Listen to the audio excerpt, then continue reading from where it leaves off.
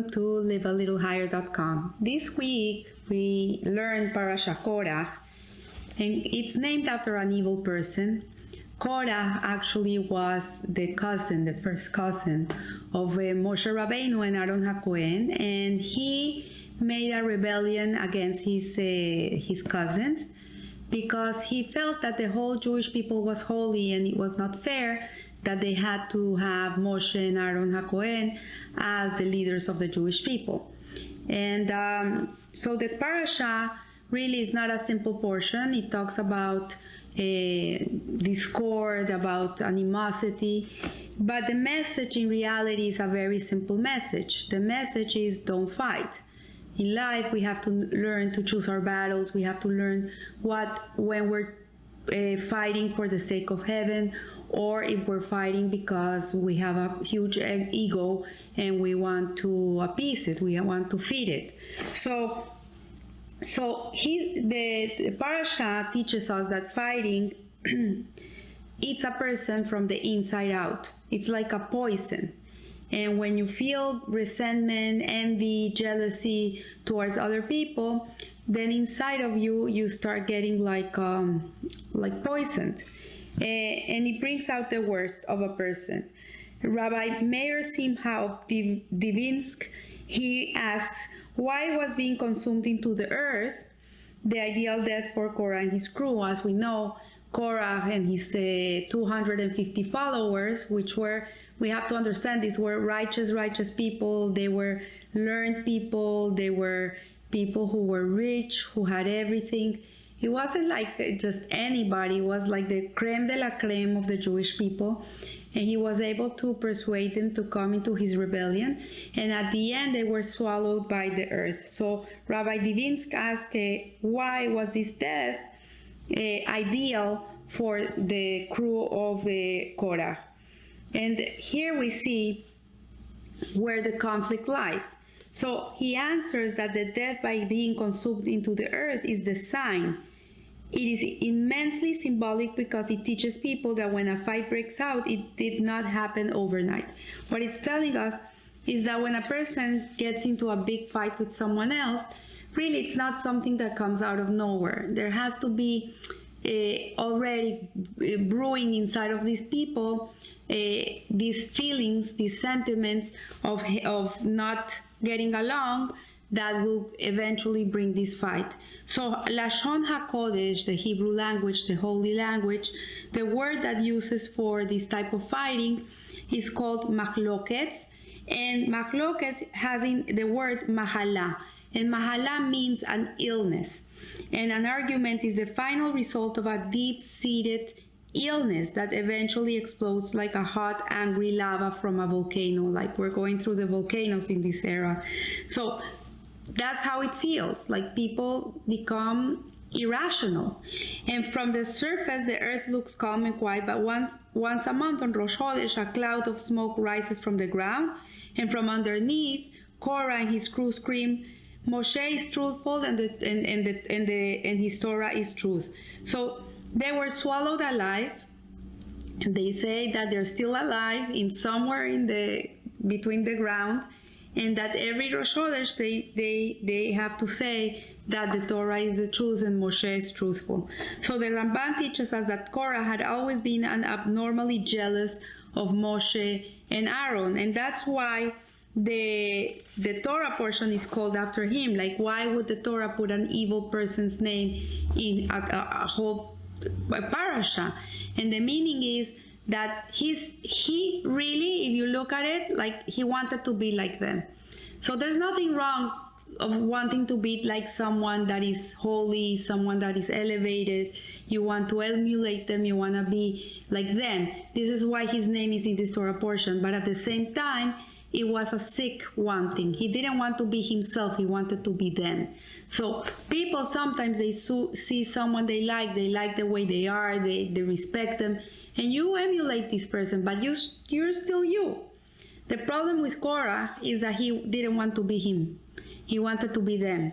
So also this Torah portion talks about the power of a woman And from here we know where the whole problem came from. So if we look back and we look at the root of the problem, we realize that the whole problem of Korach sadly came from his wife. The wife was an evil wife. She was an evil woman, and she was the one that created all these machlokas. She's the one that created all this animosity inside of Korach.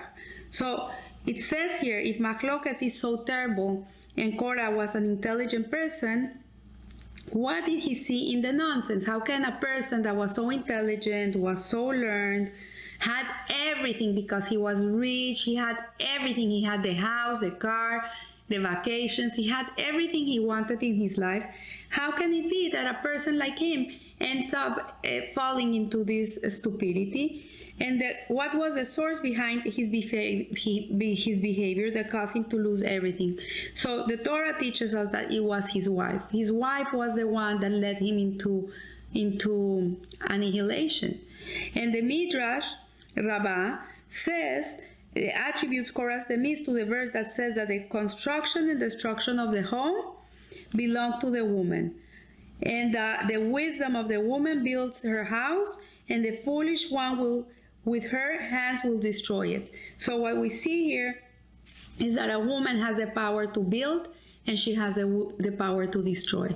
That this is the paradox of a woman.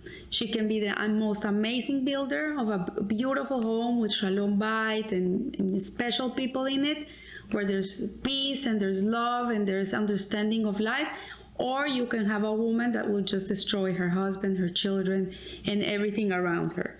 So it says that it is a brilliant woman. It takes a lot of intelligence from a woman to be able to not fall into wanting to be like the Jones and wanting to love what she has and be appreciative of her blessings and counting her blessings. And when she's not snooping and looking at other people's possessions, and she's not looking at what other people have, and she's just concentrated on her home, on her children, on her husband, she's not comparing them to anybody else, she values each person for who they are, then this is a woman who is constructing.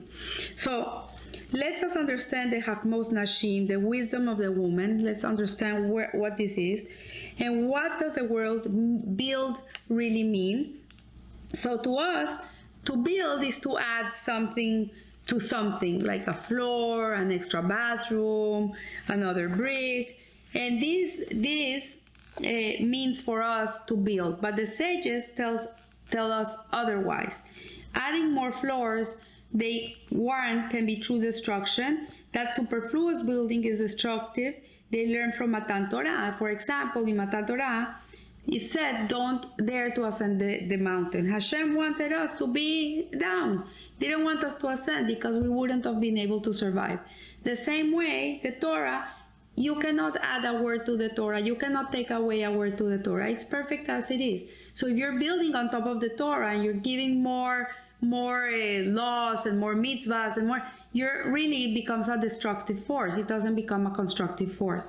So the sages are teaching us here that when a person attempts to reach heights where he doesn't belong, Rashi tells us she separates herself from the position of the people and bring on destruction.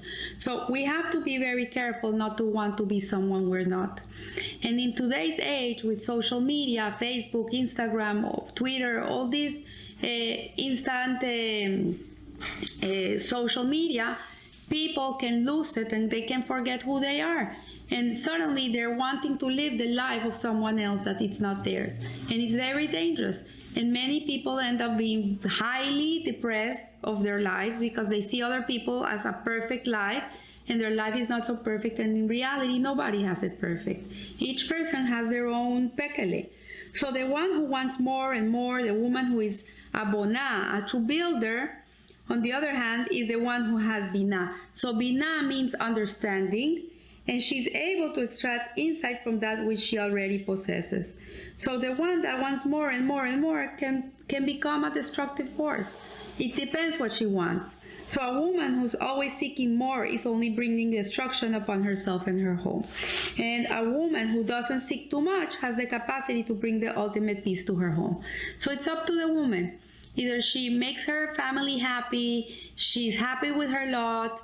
I remember growing up, my mother never compared herself to anybody. She never said, oh, look what this one has, or look what that one has, or look where they went. Never, ever, ever. My sister and I, we grew up with no envy at all. We never looked at other people's things. And if we did, we were happy for them, that they had what they had. But we were never looking at what we don't have. On the contrary, we were always looking at what we did have. So we see here that the problem with Korach is that his wife created in him a sentiment of low self-esteem. She made him feel like he was something little, like he was not a big thing. Instead of telling her husband, oh, I'm so proud of you, look who you are, you're a Levi, you sing in the Mishkan, you have such an important position, I feel so much pride. It was the other way around. She felt, oh, they gave you this position so you can feel good, and so you can, they make you think that you're important, but you're really not important. And this is the way that she spoke to her husband. And that creates destruction, that creates bad feelings in her husband. And in that way, the husband wanted to please his wife and ended up doing things that he shouldn't have done. So a destructive woman sets impossible expectations for herself, for her husband, for her children. She's always comparing them to someone else. She's never happy with what they bring to the house, what they do for her. And the sages name such a woman as an ibeles, stupid. It gives her a strong connotation, like a stupid woman, and is derived from the root word of ulai, which means perhaps. And it is because she always says, perhaps you could have done this, perhaps you could be like this one, perhaps this and that. So this perhaps is what brings stupidity into a woman's life and destroys her house. And the one that suffers the most, sadly, is the husband. So the Tanakh gives us a list of smart people, of the least smart people, of stupid women, and three of them, it gives us, one is Korach's wife, and Korach's wife, we know she's stupid because of the way she interacted with her husband, and she never made him feel good. So he comes one day home and he's bald, and she says, what is this? He says, I am a Levi, and Levis go bald. And she says, but you look ridiculous. What is this? And this is a trap. They're trying to trick you. They're trying to make you feel important, and really you're not important. Did Moshe and Aaron also shave their heads? And he says, no, they still have their hair on their heads.